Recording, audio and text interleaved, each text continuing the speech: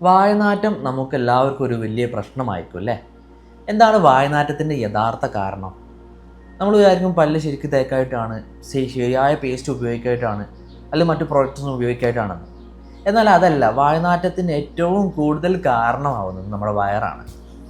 നമ്മുടെ വയറിൽ നമ്മൾ കഴിച്ചിട്ടുള്ള ഭക്ഷണം ശരിയായ രൂപത്തിൽ ദഹനം നടക്കാതിരിക്കുകയോ അല്ലെങ്കിൽ അത് ദഹിക്കുന്നതിന് മുമ്പ് അടുത്ത ഭക്ഷണം കഴിക്കുകയോ തുടരെ ആ ഒരു ശീലം തുടർന്നു വരുന്ന സമയത്ത് ശരിയായ രൂപത്തിൽ ദഹനം നടക്കാത്ത വേസ്റ്റ് അത് അവിടെ നിന്ന് ചീഞ്ഞ് അതിൻ്റെ വേസ്റ്റിൻ്റെ സ്മെല്ല് വായിലോട്ട് നമുക്ക് സ്മെല്ല് ചെയ്യുന്നതാണ് വായനാറ്റം എന്ന് പറയുന്നത്.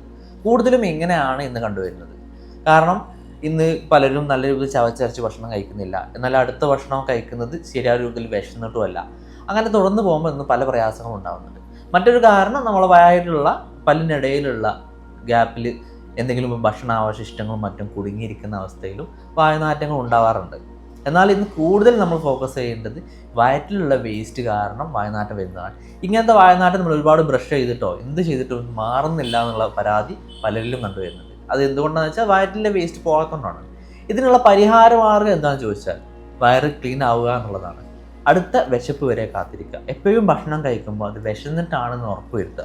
ഏതൊരു ഭക്ഷണം വായിലോട്ട് കൊണ്ടുപോകുമ്പോൾ എനിക്ക് വിശക്കുന്നുണ്ടോ എന്ന് നോക്കുക, എന്നിട്ട് മാത്രം ഭക്ഷണം കഴിക്കുക.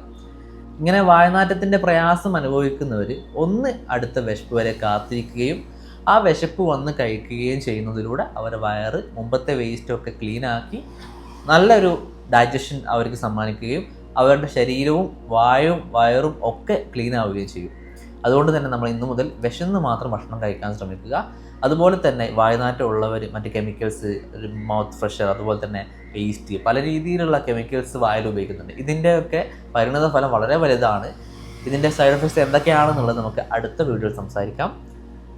കൂടുതൽ ആരോഗ്യത്തെക്കുറിച്ച് മനസ്സിലാക്കാനും ആരോഗ്യത്തോടു കൂടി ജീവിക്കാനും ആഗ്രഹിക്കുന്നവർ ഫോളോ ചെയ്യുക. താങ്ക്സ്.